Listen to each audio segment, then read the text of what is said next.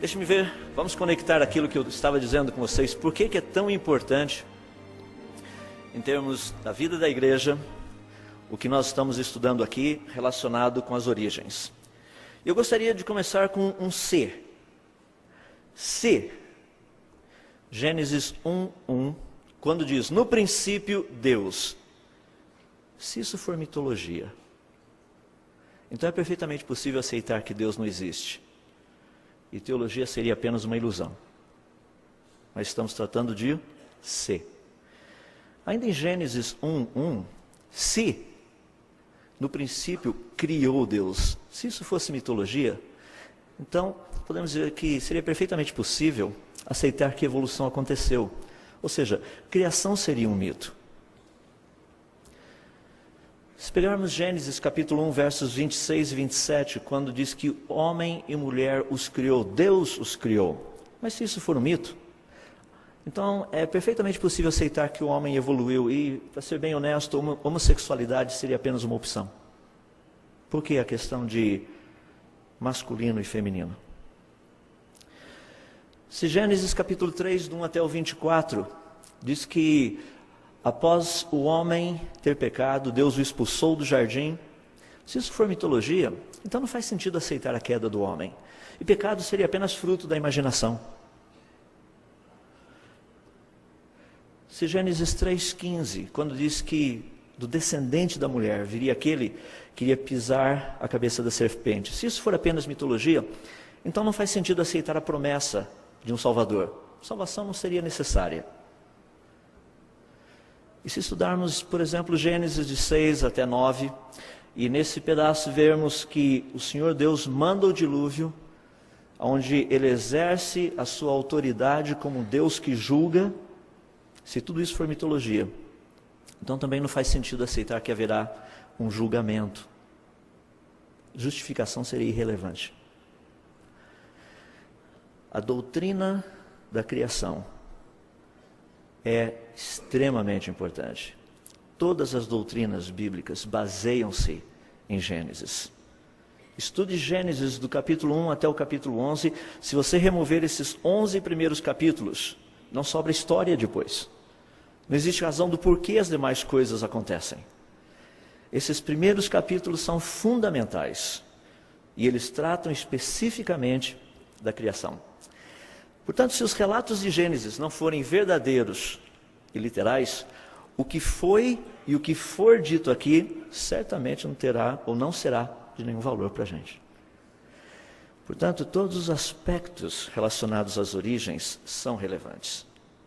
A pergunta que eu gostaria de fazer diante desse contexto é, o que fazer com o criacionismo? Porque esse é um dos grandes problemas que nós enfrentamos, principalmente dentro do contexto das nossas igrejas com os nossos jovens.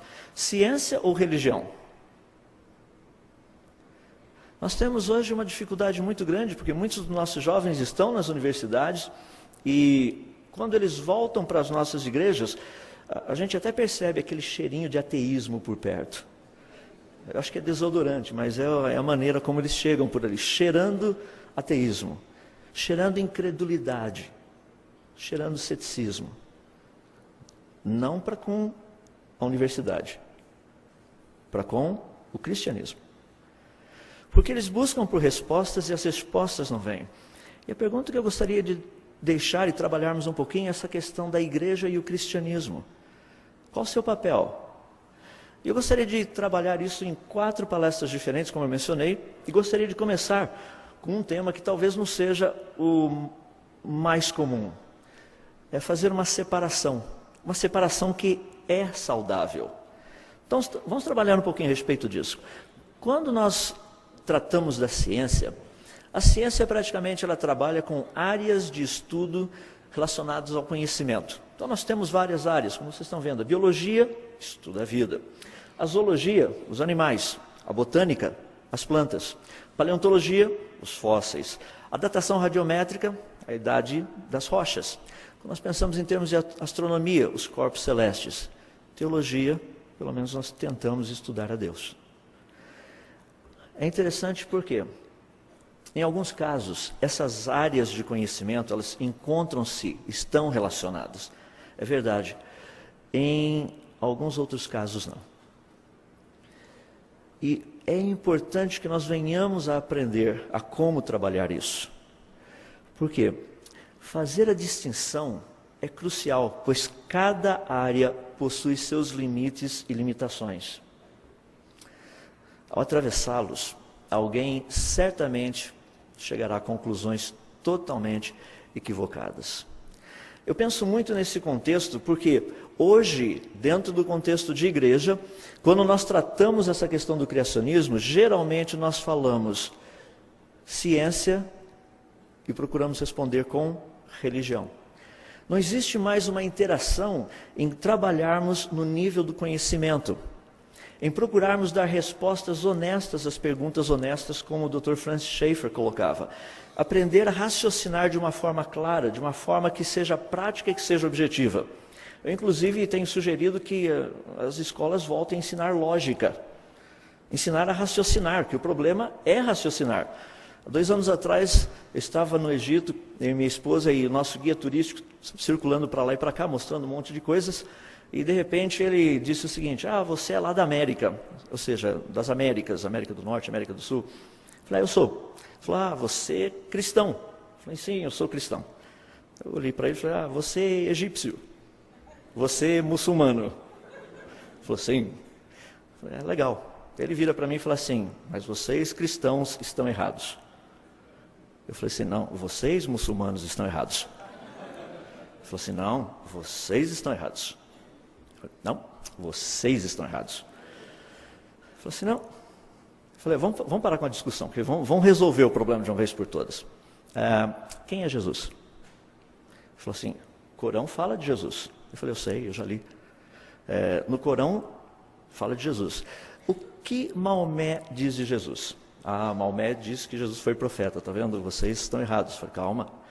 Maomé diz que Jesus foi profeta. Muito interessante. Jesus disse que ele era Deus. Jesus é Deus? Não, Jesus não é Deus. Então Jesus é um mentiroso e Maomé diz que um mentiroso é profeta. Calma que não terminou aí. Se Jesus é Deus, Maomé está errado. Ou seja, Maomé está errado em qualquer uma das duas possibilidades. Dali para frente eu quase perdi o guia turístico. Então foi um outro problema meio sério. Aprender a raciocinar. Deus quer que nós façamos isso.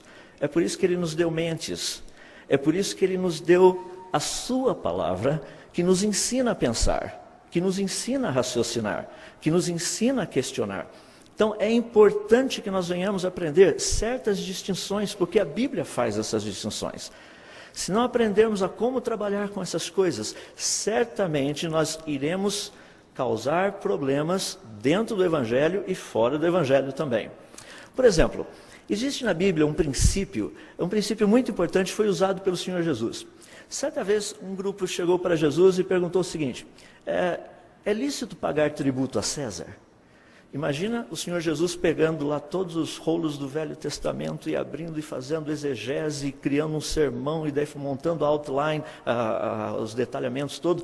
E de repente ele chega e fala assim: olha, o que eu posso dizer a respeito de tributação é justamente... Não foi isso que Jesus fez? O que Jesus disse? Dai a César o que é de César, dai a Deus o que é de Deus. Simplesmente isso. Ele estava mostrando um princípio muito interessante. Jesus usou ali 2 pesos e 2 medidas? Não, ele não usou. Mas Jesus estava aplicando um princípio de distinção. Separar 2 coisas. Trabalhar com essas 2 coisas de uma maneira e de uma forma independente. Nós sabemos que Jesus estava usando isso, porque não passou muito tempo depois, chegaram para Pedro e perguntaram para Pedro: Pedro, vocês pagam tributo aí e tudo mais, aquele tributo lá do templo? Pedro ficou meio assim, falou: não, sim, claro que a gente paga, nós somos bons pagadores de tributos e coisas desse jeito. Daí chega lá o Pedro em casa, ele nem entrou e Jesus já puxa a conversa e fala: Pedro, o que você acha? E Jesus começa a conversar com Pedro a respeito de pagar o tributo. E é interessante porque Jesus faz uma proposta muito interessante para Pedro. Pedro, vai pescar. Primeiro peixe, você encontrar, tira lá a moeda e paga por você e por mim. Jesus pagava impostos. Então nós vemos que o Senhor Jesus trabalha essa questão de distinção, separar coisas. E nós também deveríamos fazê-lo. Por exemplo, quando nós olhamos para todo o universo, tudo que foi criado, essa coisa fabulosa, nós temos uma pergunta muito interessante que aparece lá no livro de Hebreus, no capítulo 11. No capítulo 11 está escrito o seguinte: pela fé entendemos que foi o universo formado pela palavra de Deus, de forma que o visível veio a existir das coisas que não aparecem. Não sei se você já parou para perguntar, pela fé nós entendemos o quê? Tem duas possibilidades. Primeira, que o universo foi formado. Segunda, que o universo foi formado pela palavra de Deus. São duas possibilidades. Vamos examinar as duas individualmente. Vamos pegar a primeira, que o universo foi formado. Então vamos trabalhar da seguinte forma: seria possível demonstrar que processos naturais não teriam trazido à existência o universo? Claro que sim. A resposta é sim. Ou seja, é possível demonstrar que ele foi criado. Bom, se é possível demonstrar que ele foi criado, então não há necessidade de fé para isso. Vamos tentar a segunda. A segunda diz a respeito do universo ter sido formado pela palavra de Deus. Seria possível demonstrar cientificamente que o universo foi formado pela palavra de Deus? Resposta: não. Só é possível demonstrar que ele foi criado. Ou seja, nesse caso, há necessidade de ter fé. Então, o que o texto está nos mostrando é que a fé é necessária para entendermos como o universo foi formado, e não se ele foi criado. São duas coisas diferentes. Ou seja, pela fé entendemos que o universo foi formado pela palavra de Deus, de maneira que o visível veio a existir das coisas que não aparecem.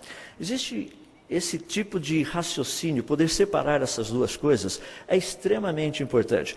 Porque normalmente nas nossas igrejas, quando nós tratamos de criação, as perguntas que são feitas são as seguintes: mas, afinal de contas, aceitar essa teoria da evolução é totalmente errado. Por quê? Porque a Bíblia diz que é errado. Não, eu entendo, a Bíblia diz que é errado, é verdade. Tudo aquilo que se levanta contra a palavra do nosso Deus está errado. Mas eu quero que vocês entendam que a teoria da evolução, ela está errada primeiramente por estar errada cientificamente. Depois também teologicamente, e daí todas as outras. Então nós precisamos aprender a separar essas duas coisas e entendendo que quando nós estudamos a natureza, nós estamos fazendo uma pequena distinção entre o Deus que criou a natureza e Ele mesmo.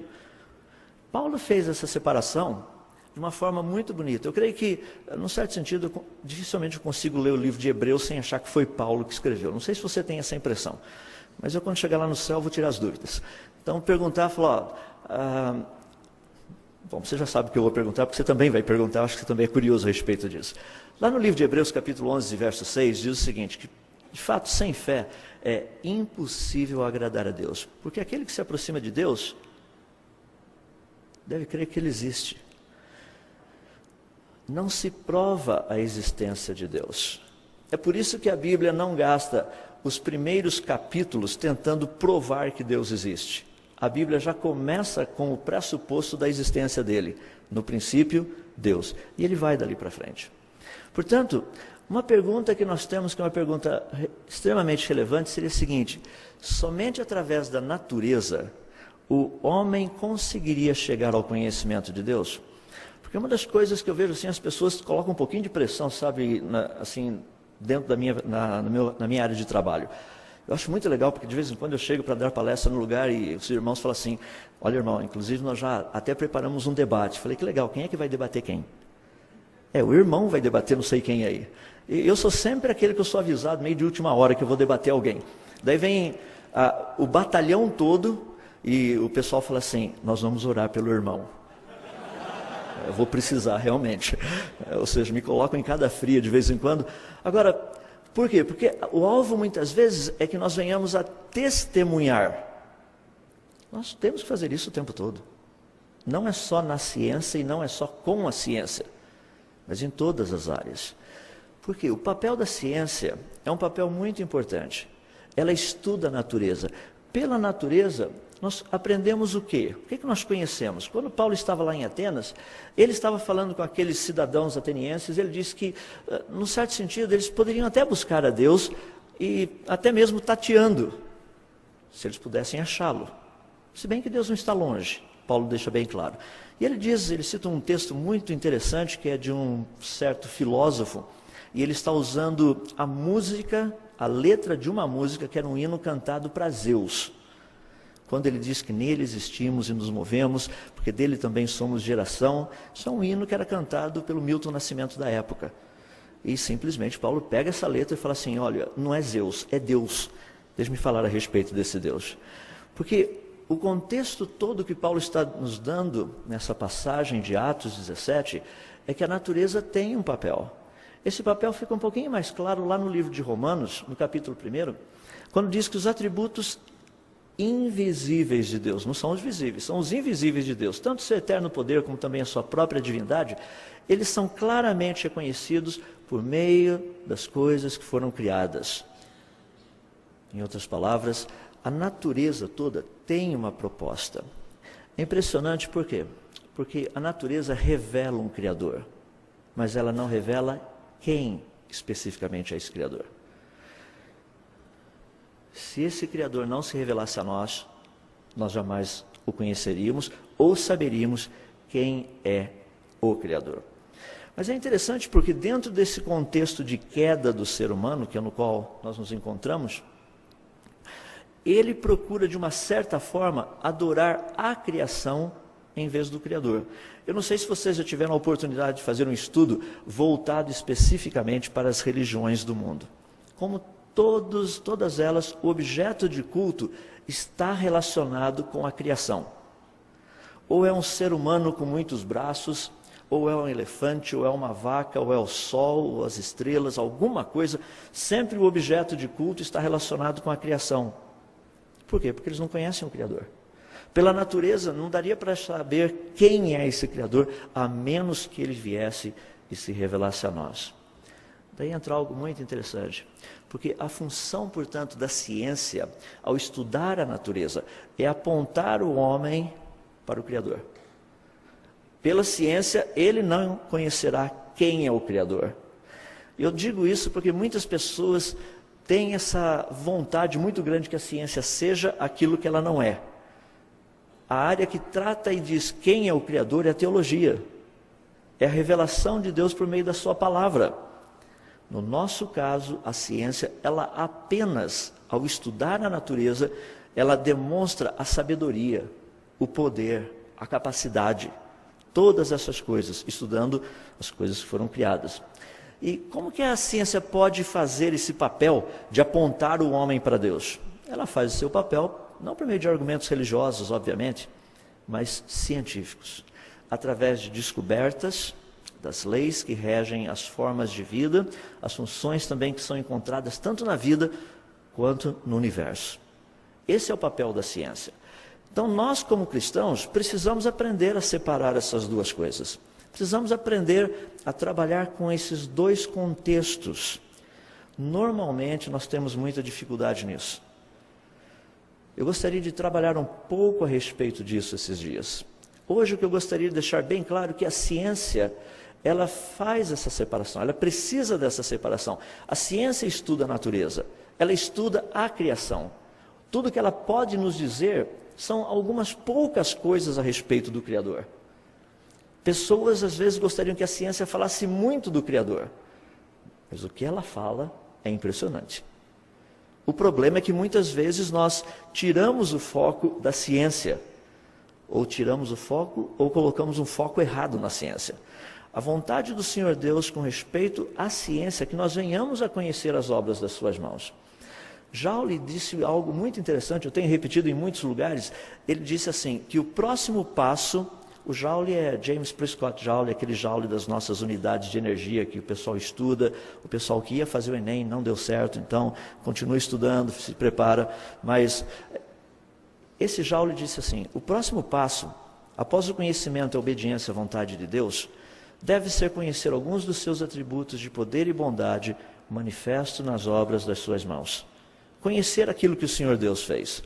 E isso é algo importante dentro do contexto da ciência. Conhecer as obras do Senhor Deus. Eu fico assim impressionado em ver nas nossas igrejas quão poucas pessoas estão fazendo, por exemplo, física, química, biologia, botânica, zoologia, paleontologia, como se essas áreas, como se essas disciplinas fossem matérias que foram dadas ao ser humano por outro além do próprio Senhor Deus. Essas são áreas de conhecimento, elas vêm das mãos do Senhor Deus. Eu sei que elas estão um pouco distorcidas, é por isso que Deus está chamando seus filhos para pôr ordem na casa. Precisamos entrar e começar a acertar novamente essas áreas. Há uma necessidade de podermos, como cristãos, fazer parte disso e começar a acertar o aspecto da ciência sendo ciência. Qual a sua função? Então vamos pegar de uma forma geral, fazer um pequeno resuminho. Eu gostaria de mostrar um pouquinho o quão importante é isso. Fazer essa distinção. Aceitar que a natureza foi criada é algo científico, isso não é religioso. Isso nós trabalhamos no laboratório. Então as pessoas chegam e falam assim, não, mas nós precisamos crer que o mundo foi criado. Não, isso aí não é crer, isso é uma questão de ir no laboratório e fazer teste. É possível provar se coisas foram criadas ou se elas surgiram espontaneamente. Nós temos como testar isso. Entender que a natureza, o universo e a vida foram criados é algo científico. Agora, aceitar quem é o Criador, essa é a parte religiosa. Se pudermos separar essas duas coisas, aí nós trabalhamos. Agora, vamos parar e pensar um pouquinho. Talvez você esteja pensando com você, falando assim, peraí, como é que funciona esse negócio então dessas evidências científicas? Porque eu olho na Bíblia me diz que Deus criou. Como que a ciência descobriu isso? Que o mundo e o universo, a natureza como um todo foi criado. É por estudá-la. Ou seja, onde se encontram os argumentos científicos a favor da criação? Muitas pessoas acham que esses argumentos não podem ser encontrados na ciência, mas é justamente lá onde nós os encontramos. Ali estão os argumentos que mostram a respeito dessa criação. Agora, a criação é aquilo que nós cientificamente chamamos de natureza. Deixe-me colocar numa pequena passagem, uma pequena viagem, talvez alguns de vocês já tenham visto, mas seria algo bem interessante para nós fazermos. Vou pedir até ao pessoal, se puder apagar talvez as luzes aqui do lado, se der só um pouquinho, porque eu quero passear um pouquinho com você. Não sei se está conseguindo ver muita coisa ali, mas tem um céu todo ali. Se não der, tudo bem. Se eu pudesse levá-lo num lugar bem escuro hoje à noite, sem nuvem nenhuma no céu, e você olhasse lá para aquele céu, visse todas aquelas estrelas e tudo mais lá em cima, e você se perguntasse, até onde será que vai tudo isso? Aqui tem essas estrelas, será que dá para ir um pouquinho mais distante? Será que eu posso ir um pouquinho mais longe? E se nós pudéssemos ir até lá?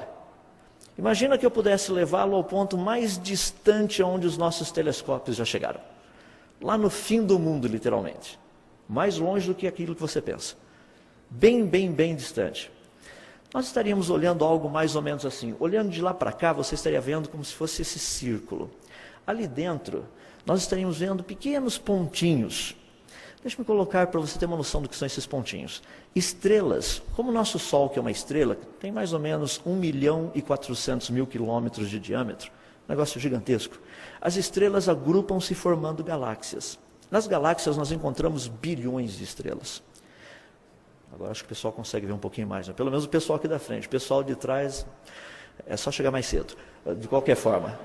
Eu sempre brincava com o pessoal, com os meus alunos, né? O pessoal que senta na cozinha é sempre o problema, vocês já perceberam. Os abençoados são os que ficam na frente, aprendem todo o tempo. Estou só zoando com o pessoal de trás. Não me peguem na saída depois, por favor. Se estivéssemos, portanto, olhando isso, estrelas agrupam-se formando galáxias. Galáxias, que são agrupamentos de bilhões de estrelas, de centenas de bilhões. Esses agrupamentos todos formando galáxias, e essas galáxias se agrupam formando o que nós chamamos de grupos locais. Esses grupos locais de galáxias se agrupam formando supergrupos. Cada um desses pontinhos que vocês estão vendo é um supergrupo.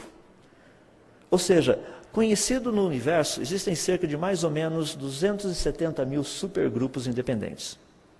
Dentro desses supergrupos existe uma quantidade absurda de mais de 10 bilhões de galáxias, mais de 100 bilhões de galáxias anãs, e o número de estrelas, sem medo de errar, existem mais estrelas do que todos os grãos de areia, de todas as praias, de todos os desertos do nosso planeta. Nós sabemos disso.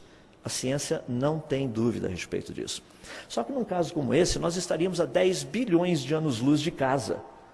Imagina uma viagem de volta para ver o que acontece. Se nós chegássemos um pouquinho mais perto agora, nós estaríamos a 1 bilhão de anos-luz de casa. Para aqueles que não têm noção, 1 bilhão de anos-luz, vamos pegar o ano-luz primeiro. Um ano-luz equivale a 9,5 trilhões de quilômetros. Depois você chega em casa, faz a continha, você vai ter uma noção da distância. Então nós estamos a 1 bilhão de anos-luz de casa, você estaria vendo 80 supergrupos, mais de 160 mil grupos de galáxias. Vamos chegar mais perto um pouquinho. Agora nós estaríamos a 100 milhões de anos-luz de casa. Nós estaríamos vendo um supergrupo, que é o supergrupo de Virgo. Nesse supergrupo de Virgo, existem vários grupos locais de galáxias, são aproximadamente 160. Num desses grupos locais, existem 3 galáxias e 36 galáxias anãs. Vou chegar mais perto um pouquinho então. Agora nós estaríamos a 10 milhões de anos-luz de casa, e nós estaríamos vendo o quê? A parte central desse supergrupo de Virgo, e dentro daquele quadradinho, se você consegue ver ali, tem 3 pequenas galáxias. Esse é o nosso grupo local. Chegar mais perto um pouquinho. A 1 milhão de anos-luz, nós estaríamos vendo as 3 galáxias principais do nosso grupo local, ou seja, a galáxia principal do centro, que é a nossa, a Via Láctea, a de baixo é a galáxia M31, galáxia de Andrômeda, a que está um pouquinho mais acima é a M33 e a Pinwheel. Só para você ter uma ideia de distância, da nossa galáxia, aquela que está no meio, até aquela que está embaixo, são cerca de aproximadamente 2,5 milhões de anos-luz. Ou seja, se você tivesse uma espaçonave que fosse daqui até a Lua, em aproximadamente 1 segundo, ou fosse daqui até os Estados Unidos, lá na cidade de Atlanta, 60 vezes em 1 segundo, ou se você desse 6 voltas e meia em volta do planeta Terra em 1 segundo, demoraria 2 milhões e 500 mil anos para você chegar lá. Dá para ter uma noção de distância. Então, vamos chegar mais perto um pouquinho. Agora, a 100 mil anos-luz de distância de casa, nós estaríamos vendo as estrelas que formam um dos braços da nossa galáxia. São 3 braços visíveis aí, o braço de Perseus, Orion e Sagitário. No braço de Orion é onde fica o nosso Sol. Vamos chegar mais perto um pouquinho. Agora estaríamos a 10 mil anos-luz, daria para vermos um pouquinho das estrelas e tudo mais, aquela nuvem, que são tantas estrelas juntas, que nem dá para a gente conseguir ver especificamente cada uma delas. Para isso nós teríamos que chegar mais perto um pouquinho. Nós estaríamos a 1000 anos-luz de distância de casa, estaríamos vendo cerca das 1 milhão de estrelas mais próximas do nosso Sol. Chegar mais perto um pouquinho. Agora nós estaríamos a 100 anos-luz de casa, nós estaríamos vendo a cerca de 150 mil estrelas vizinhas. Mas o Sol é tão pequenininho que ainda não dá para ver. Precisaríamos chegar um pouco mais próximos. Agora nós estaríamos a cerca de 10 anos-luz de casa, e a 10 anos-luz de casa ainda não daria para ver o Sol, mas nós veríamos as 33 estrelas mais próximas, que são as maiores. Então nós precisaríamos chegar um pouco mais perto. Agora nós estaríamos a cerca de 1 ano-luz de casa, daria para ver o Sol bem lá no meio. Eu vou mudar as nossas unidades. 1 ano-luz equivale a quase 10 trilhões de quilômetros. Então nós estamos a 1 ano-luz de casa, vamos mudar para 10 trilhões de quilômetros. Então estamos a 10 trilhões de quilômetros de casa. Chegar mais perto um pouquinho. Agora 1 trilhão de quilômetros, o Sol seria a estrela mais brilhante na nossa frente. Vamos chegar mais perto um pouquinho. Agora cerca de mais ou menos 100 bilhões de quilômetros, nós estaríamos vendo a órbita dos planetas. Aquela branca que vocês estão vendo é do planeta anão Plutão. 3 anos atrás a NASA lançou uma espaçonave chamada New Horizons. Se tudo der certinho e correr tudo bem, em 2013 ela estará chegando lá. Para ir do centro até aquela linha branca que vocês estão vendo. Chegar mais perto um pouquinho para ver mais de perto. Estaríamos a 10 bilhões de quilômetros de casa. E essas linhas que vocês estão vendo é por onde passam os planetas. O branco é do planeta anão Plutão. Daí você pega as ordens das linhas vindo de fora para dentro, você tem Netuno, Urano, Saturno e Júpiter. Chegar mais perto um pouquinho, porque o alvo é chegar perto da Terra. A gente quer ver onde nós estamos.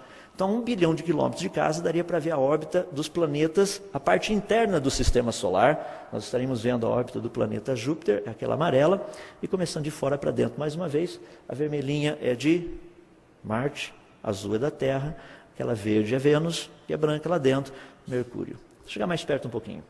Agora, a 100 milhões de quilômetros de casa, nós estaríamos vendo por onde passa o planeta Terra, naquela linha azul, mas ainda não dá para ver. Eu coloquei a linha azul porque a linha amarela, a linha vermelha dá muito problema. Então a gente deixou a linha azul.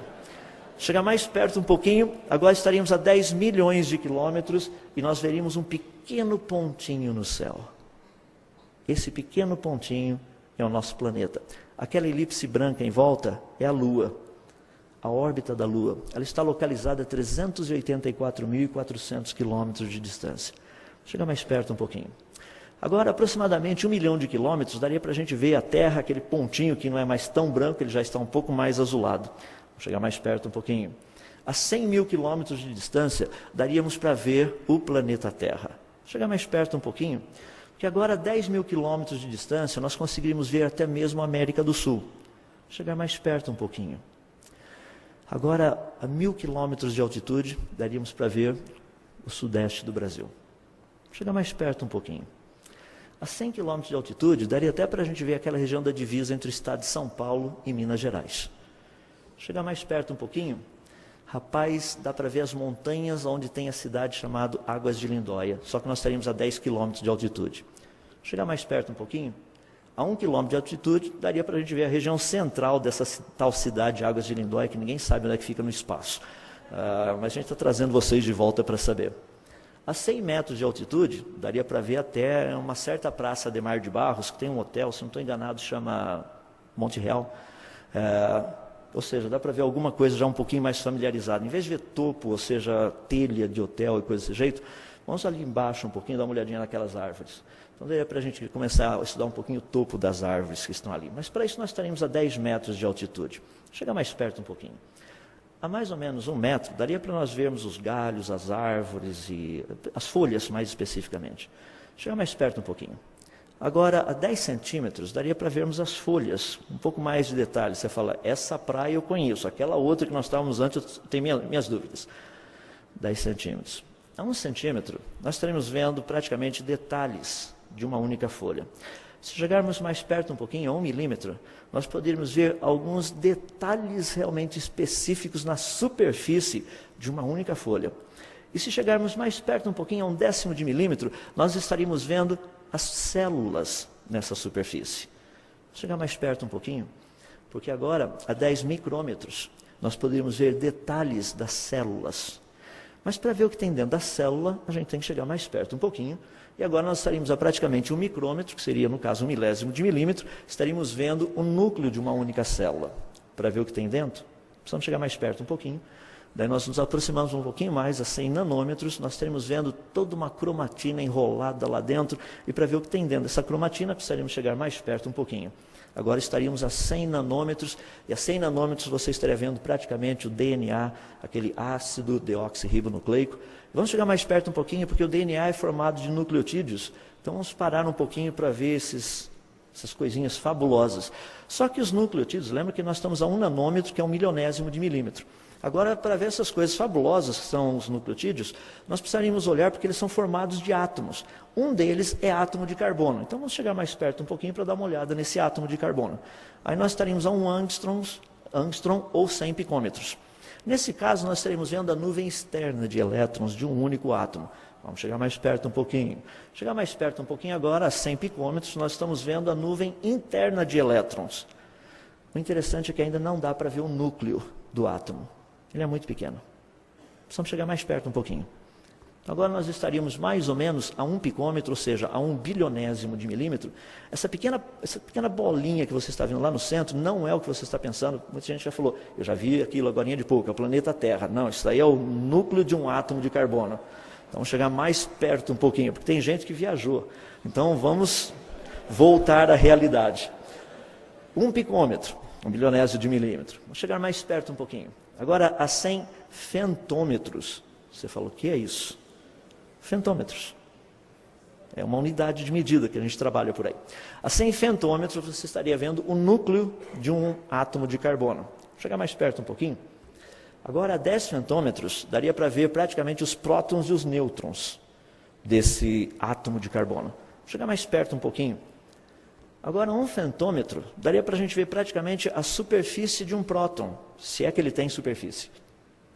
E se pudéssemos entrar dentro desse próton, daí nós chegaríamos a 100 atômetros, nós estaríamos vendo os quarks. Isso é o que o LHC, o Large Hadron Collider, irá estudar. Pergunta, como tudo começou? Tudo isso está junto. Essas coisas dependem uma das outras. Quanto mais nós estudamos e quanto mais nós conhecemos, mais nós vemos o quão brilhante foi a mente por trás de tudo isso. Que sabedoria, que poder. A diferença de tudo isso é uma bem simples. A ciência demonstra que todas as coisas foram criadas. Nós vamos estudar um pouquinho disso amanhã, como que a ciência sabe disso. Mas o fascinante é que o cristianismo revela quem criou. Ao estudarmos essas coisas, ao separarmos as duas, nós apenas crescemos em conhecimento. O conhecimento daquele que fez todas as coisas para o louvor da sua própria glória. Separar não é algo fácil. Eu reconheço isso. Por muitos anos, as pessoas vinham e perguntavam questões científicas e eu procurava dar respostas teológicas. Existem respostas teológicas, mas o problema maior é que, cientificamente falando, algumas das perguntas, ao respondermos cientificamente, podíamos mostrar que a proposta ou as propostas estavam erradas, ou que a proposta ou as propostas estavam certas, cientificamente. Eu gostaria de desafiá-los nesse sentido, a poder desenvolver essa mentalidade de separar, de distinguir. Ciência. Agora, deixe-me colocar, distinguir do quê?